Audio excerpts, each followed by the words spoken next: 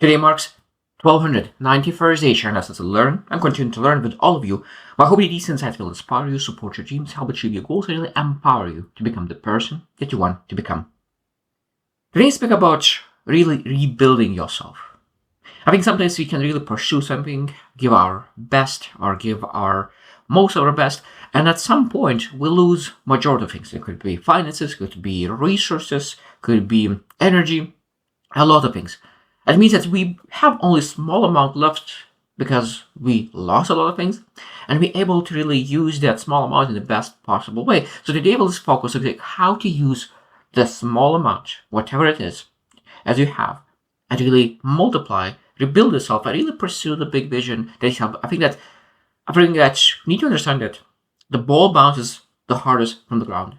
That means that when we bounce, I think that is the strongest bounce. And I think that we need to really learn to execute on that small amount, not from the bitterness that we lost so much, but from the gratefulness that we're able to learn. And so many people will not have this ability to really transform, because when you learn how to really get out of your positions, bounce to the new levels, you're able to be the best inspiration, and a leader to really help other people to really achieve better success.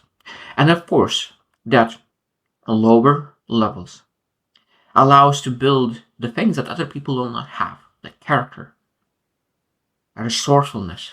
Because resourcefulness is one of the key aspects. When I think about a lot of business owners that I had conversation, they always mention one skill that is very important, besides emotional regulation, is resourcefulness. Being able to be resourceful, find the way, and not saying can I, being able to ask how can I.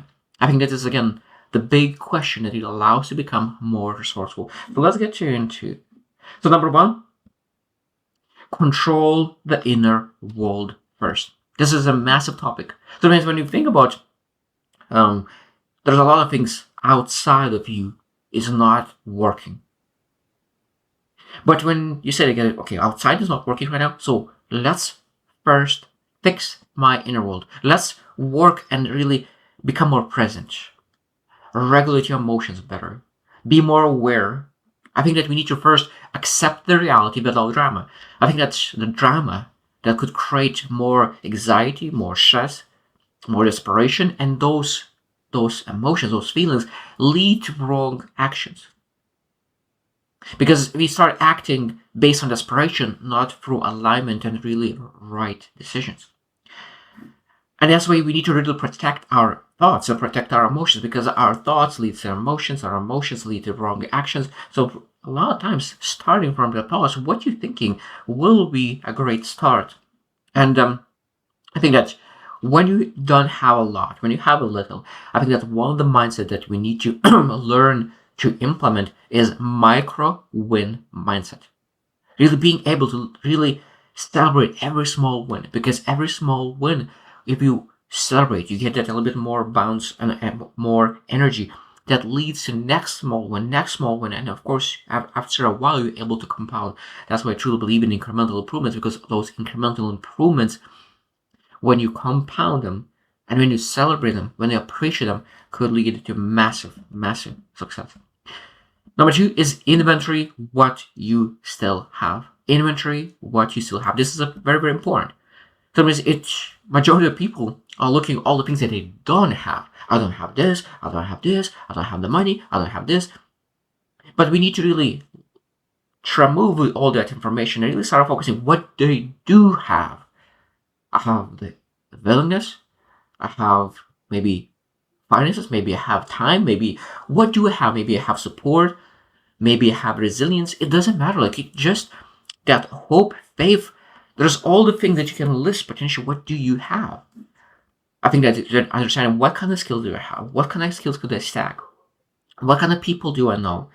Health. There's so many things that potentially we could have just to make sure that we're able to just say like, I do have all the things necessary to really move myself out of where I am. Number three is choose a simple survival path. And I think the most important part, we need to understand that we need to stabilize to rebuild. I think that's something that we really are focusing too fast, moving from loss to success, from loss to success. I think that for sometimes they need to go from -10 to 0. And there's different strategies sometimes going from -10 to 0 and then from 0 to 100. So that means that being able to really, maybe we need to really find a way how to enough money, maybe just enough your health and energy, maybe just able to really learn and educate, read books. It just really stabilize yourself. I mean, it's very, very important because until you stabilize yourself in multiple areas, it could be in finances, in your health. So stabilize is a goal. When you stabilize, that's a massive win. Then you're of course able to build because you have the foundation to work on. Number 4, and this is again, I think that this is important no matter what. Are you like in a loss and a not loss? Are you in losing season, not losing season? Build daily non-negotiables. I think that is again one of the most important topics when you think about success. And success could be in this case really getting you back into foundational level. And so that means that what are the non-negotiables? What are those things? So maybe waking up at consistent time, physical movement, reading a book, speaking with your closest family, the loved ones. So what are those non-negotiables you can want to do every single day? 15 minutes. And I think the most important part, if you know that your life is not where you would love it to be, the most important asking is what are non-negotiables that you could do every single day that after a long time could lead to massive results. I really love what John C. Maxwell was teaching. He says if you take axe every single day and you hit that tree 5 times every single day, you take axe and hit it very hard in that tree 5 times. The question is not if the tree will fall. The question is when it will fall. And I think that's exactly as with life when we are stuck in some season and we want to get out of the season. We'll not get out of the season if we are desperate and just laying down in bed and complaining and victim. But when we actually taking 5 steps, 5 non-negotiables, and swinging in that life tree, we're able to make sure that tree that is potentially blocking us will fall and we'll be able to really succeed and build bridges out of that wood that we covered. Number 5 is create a 30-day game plan. I think it's very powerful to have game plans. It's very powerful. The most important part about game plan is that you do not need to think every day. You sit down, you work for 5 hours, you create a game plan, and then you execute. You wake up every single day knowing what are the things, needle-moving things that you can do every single day to really move yourself out of your position. So it's very powerful to have a game plan because the most important part, you save cognitive power every single day and you can use problem solve when you're really taking those actions. It's just insane how much energy, mental energy you can save if you have a game plan. I think this is underrated. How much, because when you wake up and you start thinking about what you wear, what should you, what's next, what in that hour, should I do in this hour this one, or should I do this one, is so much mental capacity is wasted on insignificant things. So being able to have a game plan, I think that's very, very important. And like it's interesting because sometimes we need to really focus on cash flow first, not passion, on things that you don't like to do regarding your health, not just the things that you like.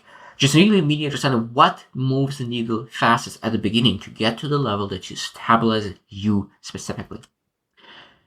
Number 6, don't do it alone. Don't do it alone. I think that is again, we have a tendency to isolate ourselves when we don't do the right things. And I think that is one of the biggest mistakes. And it's interesting what I learned in life that sometimes what we need the most, we avoid the most. Sometimes what we need the most, we avoid the most. So that means that when we are struggling, we need the most connection, but we avoid that connection. And we need to really learn how to really say that, oh, I don't want to connect today. That's exactly what I need. I think that's just so many times. And I have experienced that as well. And it's interesting because I know that. And I know that I didn't want to connect. It's like, I don't want to connect. I want to be by myself. And it's interesting, when I went to networking event, I connect with people, I socialized, I come back totally new person. And I didn't want to go to networking event because I wanted to be isolated. I want to be by myself. I think so many times we stay alone longer than necessary because we sabotage for some from getting out of it. Because sometimes by yourself you can stay where you're at in your emotional mood for a long time, but you get out and network, you're able to attach yourself to other people, and your energy elevates because the room elevates every single person's energy as well. The last one, number 7, and probably the most useful for everyone. So when you are in that season when there's not a lot of left energy, money, whatever it is, this is the forge time. So use this time as a forge, or as a forge of yourself, as a character, developing your skill sets, your mindset. This is a moment to develop the things that you need to become, to make sure that you get out of that pressure and never come back. Because if you overcome that once, now you know that it doesn't matter what happens in your life. If you end up being in exactly the same spot, you're able to really come out of it even faster. And that's when people really, when they know that they could be at such a bad station, they're able to come out. It means that they are becoming so much better in taking risks, and taking risks leads to better results because they know that the worst case scenario, what happens, they end up here, and they know exactly how to get out of it. So that means that they will achieve much better success because majority of people not taking calculated risks. Of course, I'm speaking about calculated risks. I'm speaking about risks that are worth taking. So I hope that you reflect as well. Have you ever felt that you maybe do not have enough resources? Maybe you have lost something, or like, what do you do? How you really overcome all that time? Because I think that sometimes we stay longer in one season of life because we just don't make right actions for the current situation. Because we want to be in different situation, but we're not. So we need to accept, be aware, and need to base actions where we currently are, not where we would love to be. And I think that is where true success lies. So I hope you choose soon, and see you tomorrow.